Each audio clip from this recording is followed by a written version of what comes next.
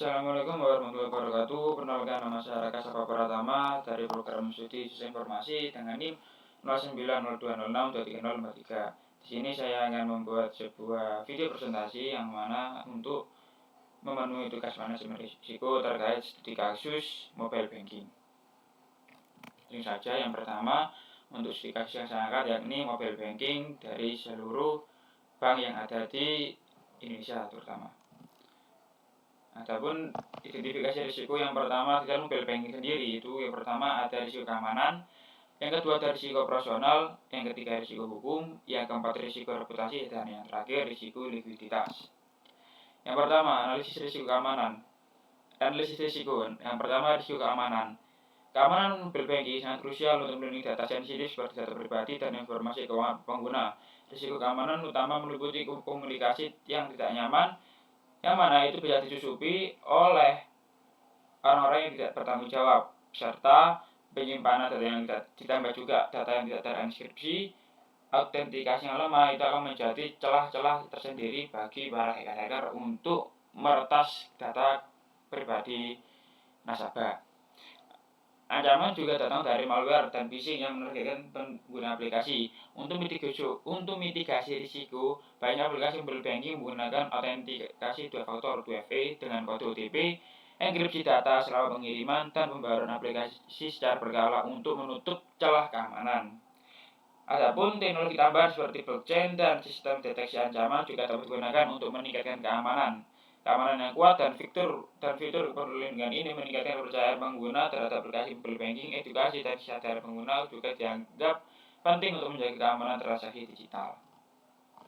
Contoh risiko keamanan yang marak terjadi di lingkungan mobile banking, yang pertama ancaman malware dan phishing, yang kedua penyimpanan data tidak terlindungi, yang ketiga ketergantungan pada pihak ketiga, yang keempat komunikasi tidak aman, dan yang terakhir autentikasi lemah. Adapun probabilitas dan dampak dari studi kasus dari risiko keamanan ini, yang pertama tingkat probabilitas risiko keamanan mobile banking termasuk dalam kategori tinggi atau bisa dikatakan priority, yang mana disebabkan seringnya terjadi ancaman seperti pencurian data, serangan cyber, penipuan dan penyalahgunaan hak akses pada layanan mobile banking. Pengguna sangat menyadari risiko keamanan yang mempengaruhi persepsi mereka terhadap pengguna layanan digital finansial. Dengan meningkatnya penggunaan internet dan mobile banking, ancaman keamanan pun ikut meningkat secara signifikan di Indonesia ini terutama. Adapun dampak yang pertama, kerugian besar berupa pencurian data pribadi dan finansial nasabah. Yang kedua, penipuan yang merugikan secara materi, dan terakhir reputasi bank yang dapat merusak citra dan berpotensi mengurangi penggunaan layanan mobile banking. Dan keduanya probabilitas maupun dampak ini termasuk dalam kategori high atau tinggi. Yang kedua ada analisis risiko operasional. Risiko operasional pada mobile banking meliputi potensi kerugian akibat kegagalan proses internal, kesalahan manusia, sistem yang tidak memadai, dan kejadian eksternal. Risiko ini dapat berasal dari faktor internal seperti kesalahan operasional bank atau human error dan kegagalan sistem informasi manajemen, serta faktor eksternal seperti persaingan antar bank yang menimbulkan pencurian data dan sabotase teknologi. Contoh risiko operasional yang sering terjadi adalah salah input data oleh pengguna atau staff, gangguan teknis server atau aplikasi, penipuan yang dilakukan oleh modus kejahatan cyber, serta kelalaian nasabah sebagai mudah tertipu phishing. Kasus hijack SIM card yang memungkinkan peretas mengendalikan nomor nasabah juga termasuk risiko operasional. Adapun probabilitas dan dampak dari risiko operasional ini pada mobile banking, probabilitas pada risiko tersebut tergolong kategori tinggi. Hal ini dikarenakan di Indonesia pada tahun 2025 ini, terutama tahun ini, probabilitas risiko operasional dianggap tinggi karena tingginya volume transaksi digital yang berpotensi meningkatkan frekuensi kesalahan operasional dan ancaman keamanan siber. Faktor manusia seperti kelalaian dan kesalahan teknis serta gangguan pada sistem TI yang sering terjadi. Hal tersebut menimbulkan potensi risiko besar terhadap kualitas layanan dan kepercayaan nasabah. Dampak dari risiko operasional ini yakni pertama, ada kegagalan sistem, gangguan transaksi, dan potensi kehilangan dana nasabah. Yang kedua, ketidaknyamanan nasabah. Yang terakhir, kerusakan reputasi yang sulit untuk dipulihkan. Keduanya ini baik probabilitas maupun dampak termasuk dalam kategori tinggi atau high risiko. High risk. Yang ketiga ada analisis risiko, yakni risiko hukum. Risiko hukum pada mobile banking terjadi ketika nasabah mengalami kerugian akibat kegagalan layanan atau pelanggaran keamanan data. Secara hukum, bank memiliki tanggung jawab untuk memberikan layanan yang aman dan andal pada nasabah. Kegagalan seperti keterlambatan informasi transaksi, kesalahan pendebatan atau kebocoran data pribadi dapat menyebabkan tuntutan hukum dari nasabah berdasarkan Undang-Undang Perlindungan Konsumen dan UU Informasi dan Transaksi Elektronik atau bisa disingkat UU ITE. Dalam UU ITE, bank diwajibkan memberikan layanan terbaik dan keamanan data nasabah. Pelanggaran dapat mengakibatkan sanksi administratif, perdata maupun pidana, termasuk denda dan hukuman penjara. Namun regulasi di Indonesia masih dinilai belum sepenuhnya mengakomodasi risiko hukum digital, sehingga bank perlu melakukan mitigasi risiko secara serius agar bisa meminimalisir terjadinya potensi tuntutan hukum. Adapun probabilitas dari risiko hukum ini, yang mana bank harus memiliki tanggung jawab hukum yang jelas, tetapi dalam prakteknya sering terjadi komplikasi yang sangat menyulitkan konsumen dalam mendapatkan keadilan. Oleh karena itu, risiko hukum ini cukup signifikan dan harus diantisipasi dengan ketat oleh institusi perbankan untuk melindungi nasabah dan menghindari litigasi. Risiko ini muncul karena potensi tuntutan hukum dari nasabah terkait kerugian akibat kegagalan layanan atau pelanggaran keamanan data seperti kasus pencurian dana melalui SIM card, swap, dan penipuan lainnya. Untuk probabilitas ini tingkatnya sedang.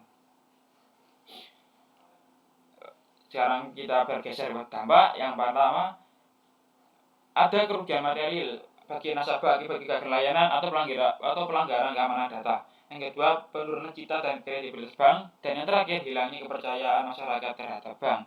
Dampak yang dihasilkan oleh risiko hukum ini tergolong tinggi. Yang keempat, analisis risiko reputasi. Reputasi pada mobile banking terjadi karena kerugian kepercayaan nasabah terhadap bank yang dapat muncul akibat insiden penipuan, kegagalan layanan, atau gangguan sistem. Ketika terjadi kasus penipuan seperti modus phishing atau kehilangan dana akibat kejahatan siber serta kegagalan sistem seperti keterlambatan pengiriman OTP, hal tersebut bisa merugikan citra bank di mata masyarakat yang dapat berdampak negatif. Risiko reputasi biasanya berakar dari risiko operasional yang tidak terkelola dengan baik, audit yang tidak terkontrol dengan rutin, termasuk kesalahan manusia, penipuan internal, dan kegagalan teknologi. Oleh karena itu, bank perlu menerapkan manajemen risiko yang kuat, meningkatkan edukasi keamanan bagi nasabah dan pegawai serta melakukan pengawasan ketat terhadap sistem dan proses untuk menjaga kepercayaan publik. Adapun probabilitas daripada risiko reputasi ini, yang pertama, bank perlu menerapkan strategi manajemen risiko yang proaktif, meningkatkan keamanan dan stabilitas sistem, serta transparansi komunikasi untuk menjaga dan memperkuat kepercayaan nasabah serta reputasi. Hal ini dilakukan tak lain dan tak bukan dikarenakan untuk bisa meminimalisir terjadinya gangguan layanan dan kegagalan sistem serta insiden keamanan siber yang dapat menyebabkan ketidakpuasan nasabah dan menyebarkan persepsi negatif secara cepat melalui media sosial dan pemberitaan nasional. Kegagalan pengelolaan risiko operasional yang optimal dapat memperbesar paparan terhadap risiko reputasi, terutama dalam industri perbankan yang sangat mengandalkan kepercayaan publik. Adapun dampak yang dihasilkan daripada risiko reputasi ini, yang pertama, stabilitas dan pertumbuhan jangka panjang bank akan sedikit terhambat. Yang kedua, memicu ketidakpuasan nasabah. Yang terakhir, bank berpotensi akan mengalami kerugian dikarenakan turunnya kepercayaan masyarakat. Keduanya, baik probabilitas maupun dampak, hal ini itu juga termasuk high risk dengan kategori tinggi. Yang kelima, ada analisis risiko likuiditas. Risiko likuiditas pada mobile banking terjadi ketika nasabah melakukan transaksi keuangan yang mencapai batas maksimal limit yang ditetapkan oleh bank melalui sistem elektronik. Jika bank tidak mampu memenuhi kewajibannya untuk menyediakan dana yang cukup saat permintaan transaksi meningkat melebihi kapasitas, maka bank akan mengalami likuiditas. Kondisi ini bisa menimbulkan gangguan layanan dan kerugian yang berdampak pada reputasi dan stabilitas bank. Risiko ini terkait langsung dengan kemampuan bank dalam mengelola likuiditas dan memastikan ketersediaan dana yang cukup untuk memenuhi permintaan transaksi nasabah secara real time. Oleh sebab itu, bank perlu melakukan monitoring likuiditas secara berkala dan menerapkan manajemen risiko yang tepat untuk mengantisipasi lonjakan transaksi yang berpotensi menyebabkan krisis likuiditas. Adapun probabilitas pada risiko kualitas pada mobile banking ini, khususnya di Indonesia tahun 2025 tergolong sedang hingga rendah. Hal ini dikarenakan bank digital dan konvensional telah menerapkan manajemen likuiditas yang lebih ketat dan strategis dalam melakukan pengelolaan dana yang adaptif, termasuk meningkatkan dana murah, GSE, dan diverifikasi oleh portofolio. Meski terdapat tantangan dan fluktuasi ekonomi global dan persaingan suku bunga yang ketat, bank cukup siap mengalami lonjakan transaksi dan penarikan dana saat tiba-tiba. Bank digital dan konvensional telah mengelola likuiditas yang dengan ketat melalui strategi diversifikasi dana dan peningkatan dana murah. Adapun probabilitas daripada risiko likuiditas ini tergolong rendah. Adapun dampak daripada risiko likuiditas ini, yang pertama ada ketidakmampuan memenuhi penarikan dana nasabah, yang kedua melamanya stabilitas keuangan bank, yang terakhir bisa menurunkan kepercayaan nasabah, dan itu bisa menurunkan citra daripada bank itu sendiri. Maka dari itu dampak yang dihasilkan ini merupakan dampak yang tinggi atau high risk. Adapun tingkat probabilitas mobile banking yang di sini ada 3 kategori, 100% tinggi, 50% sedang, 25% rendah. Dan untuk yang 100% tinggi itu ada risiko keamanan dan risiko operasional dengan kategori prioritas yang harus diutamakan daripada yang lain. Yang kedua ada 50% sedang, itu ada risiko hukum dan risiko reputasi, dan yang terakhir 25% atau bisa dikatakan rendah dengan risiko likuiditas. Oke, yang pertama di sini ada 12 penanganan risiko keamanan, yang mana priority. Yang pertama ada autentifikasi multifaktor, penggunaan autentikasi berlapis, enkripsi data nasabah, sistem deteksi dan pencegahan penipuan, dan lain-lain. Yang mana hal ini juga untuk bisa mengurangi risiko-risiko yang terjadi pada keamanan nasabah. Yang kedua ada penanganan risiko operasional dengan kategori tinggi atau bisa dikatakan prioritas. Yang pertama, sistem manajemen risiko operasional harus terpisah. Yang kedua, bank besar harus memiliki unit manajemen risiko yang independen. Yang ketiga, penguatan infrastruktur digital. Yang keempat, melakukan uji coba aplikasi secara menyeluruh sebelum peluncuran atau melakukan testing. Yang kelima, ada pengembangan kebijakan dan prosedur. Yang keenam, memperkuat kontrol internal dan prosedur operasional. Yang terakhir, bank harus memiliki sistem yang cepat tanggap atas gangguan layanan dan kekeluhan nasabah. Sekarang setelah kita dari yang prioritas, sekarang kita masuk yang kategori sedang, yakni penanganan pada risiko hukum. Untuk penanganan risiko hukum yang terutama terjadi pada mobile bank ini, yang pertama melakukan hukum preventif. Bank menerapkan prinsip kehati-hatian dan dalam operasi layanan untuk mencegah kerugian nasabah. Yang kedua, menyediakan kebijakan internal yang ketat guna memitigasi risiko hukum, termasuk ketentuan mengenai tanggung jawab bank terhadap nasabah. Yang kedua, perlindungan hukum represif. Apa itu perlindungan hukum represif? Bank menyediakan prosedur pengaduan yang efektif untuk menangani sengketa dan kerugian nasabah, serta memberikan kompensasi sebagai bentuk pertanggungjawaban apabila terjadi kesalahan atau pelanggaran sistem. Yang kedua, ada tanggung jawab hukum. Bank diatur dalam berbagai peraturan dan undang-undang seperti UU Perlindungan Konsumen, UU Perbankan, dan UU ITE. Yang ketiga, ada sanksi pelanggaran hukum dapat berupa administratif, perdata, pidana, hingga penjara, yang mana semua itu telah diatur secara jelas dan transparan. Yang ketiga, pengawasan dan kepatuhan. Bank menjalankan pengawasan internal dan bekerjasama dengan regulator seperti OJK dan Bank Indonesia untuk mematuhi regulasi yang berlaku dan menjaga kepatuhan hukum. Regulasi terbaru mengatur keamanan teknologi dan perlindungan data nasabah yang wajib dipatuhi oleh bank sebagai syarat operasional. Yang keempat, ada edukasi dan kesadaran nasabah. Bank harus terus memberikan edukasi keamanan dan informasi hukum kepada nasabah agar mereka memahami hak dan kewajibannya sebagai nasabah serta mengenali potensi risiko hukum yang ada. Sekarang kita masuk ke penanganan risiko reputasi. Yang pertama, bank harus melakukan peningkatan layanan pengaduan nasabah. Step Setiap keluhan harus segera ditindaklanjuti atau sistem cepat tanggap. Yang ketiga, optimalisasi public relations (PR). Yang keempat, peran PR sangat penting dalam perancangan strategi komunikasi yang tepat dan proaktif untuk menjaga citra bank. Yang kelima, kepatuhan terhadap kaidah dan etika. Yang keenam, bank harus menerapkan prinsip syariah apabila bank tersebut syariah, serta kode etik yang tinggi pada seluruh SDM sehingga perilaku yang terjamin menyampaikan kredibilitas institusi. Yang ketujuh, implementasi good corporate governance. Yang kedelapan, transparansi, keadilan, akuntabilitas, dan tanggung jawab merupakan prinsip GCG yang dapat membantu untuk menjaga reputasi dan membangun kepercayaan publik. Yang kesembilan, penguatan infrastruktur digital dan keamanan. Yang ke-10, melakukan uji coba sistem sebelum peluncuran. Yang ke-11, transparansi dan komunikasi terbuka. Dan yang terakhir, memberikan informasi jelas dan transparan mengenai perbaikan sistem dan penanganan keluhan untuk membangun kembali kepercayaan nasabah. Kemudian cara masuk kepada penanganan risiko likuiditas. Yang pertama, pengelolaan dana. Bank harus melakukan pengelolaan dana pihak ketiga DPK secara efektif.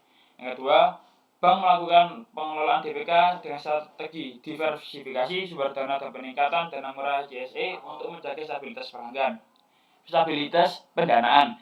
Yang ketiga, bank melakukan internal liquidity adequacy assessment process atau ILAP. Yang keempat, OJK mendorong bank untuk merekam ILAP sebagai proses penilaian kecukupan likuiditas internal. Yang kelima, pengawasan terhadap rasio likuiditas. Yang keenam, bank menjaga rasio alat likuid terhadap non-core deposit dan DPK tetap di atas threshold yang ditetapkan, serta memastikan liquidity coverage ratio LCR dalam kondisi sehat. Yang ketujuh, selalu monitoring dan analisis pasar. Yang kedelapan, bank melakukan pemantauan kondisi pasar dan struktur dana. Yang kesembilan, digitalisasi dan diversifikasi pendapatan. Yang ke-10, penggunaan teknologi digital untuk meningkatkan efisiensi dan pengelolaan likuiditas. Yang ke-11, penerapan prinsip manajemen risiko dan tata kelola yang baik atau GCG, Good Corporate Governance. Yang ke-12, bank harus mempertimbangkan aspek bisnis dan risiko dalam mengambil keputusan terkait suku bunga deposito dan strategi pertumbuhan dana. Untuk monitoring dan review dari masing-masing risiko, yang pertama ada keamanan, yang mana mobile banking sangat membantu transaksi tapi ada risiko. Bank sudah mempunyai cara-cara manajemen risiko yang baik seperti autentikasi ganda, enkripsi, dan deteksi penipuan. Mereka juga melakukan edukasi kepada pengguna dan melakukan audit keamanan secara rutin. Jadi masyarakat tidak perlu khawatir saat memakai mobile banking karena risiko dapat diminimalkan dengan manajemen yang tepat. Yang kedua ada operasional. Monitoring risiko operasional dilakukan dengan pemantauan rutin atas proses bisnis, laporan insiden, dan stress testing berkala. Bank menggunakan data untuk mengidentifikasi potensi gangguan dan memitigasi apapun yang terjadi guna untuk mengurangi terjadinya risiko operasional ini, serta memastikan berjalannya bank ini secara efektif sehingga operasional bisa tetap stabil dan risiko kerugian bisa ditekan. Kemudian ada hukum. Monitoring risiko hukum dilakukan dengan pengawasan ketat terhadap perubahan regulasi, penilaian berkala atas kontrak dan perjanjian, serta pengelolaan sengketa hukum secara aktif. Bank juga melibatkan divisi-divisi hukum untuk pendampingan pralitigasi dan litigasi agar risiko hukum dapat diminimalkan dan dipantau secara berkelanjutan. Kemudian ada risiko reputasi.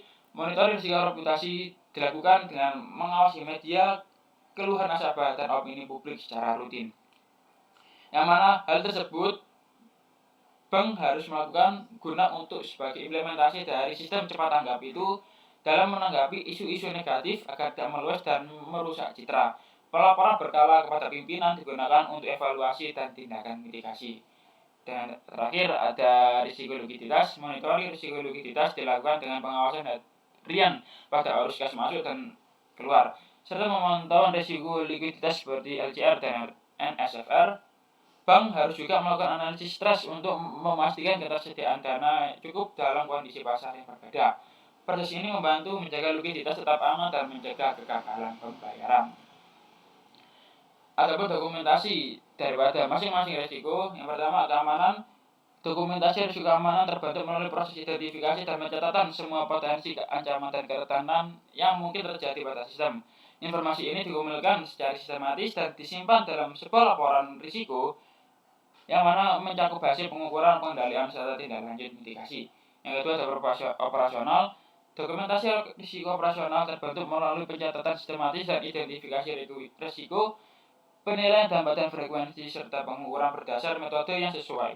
Semua data risiko, insiden, dan tindakan mitigasi yang dicatat dalam laporan yang rutin dipantau untuk dilaporkan kepada pihak manajemen guna melakukan pengendalian dan evaluasi secara berkelanjutan.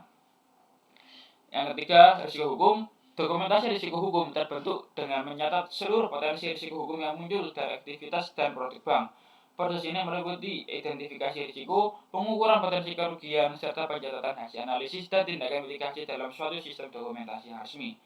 Yang keempat, reputasi. Dokumentasi risiko reputasi terbentuk dengan mencatat seluruh potensi risiko dari pengaruh negatif terhadap citra bank. Proses ini meliputi identifikasi risiko melalui pemantauan media, keluhan nasabah, dan opini publik, serta pencatatan evaluasi dan strategi mitigasi. Dan yang terakhir ada risiko likuiditas, yang mana risiko likuiditas ini dengan dokumentasi pada terbentuknya dengan merekam hasil identifikasi risiko terkait ketidakmampuan memenuhi kewajiban tepat waktu, serta proses ini mencakup pencatatan proyeksi arus kas, risiko likuiditas, serta hasil analisis stress testing. Sekian presentasi daripada studi kasus manajemen risiko mobile banking ini. Apabila ada salah saya mohon maaf. Wassalamualaikum warahmatullahi wabarakatuh.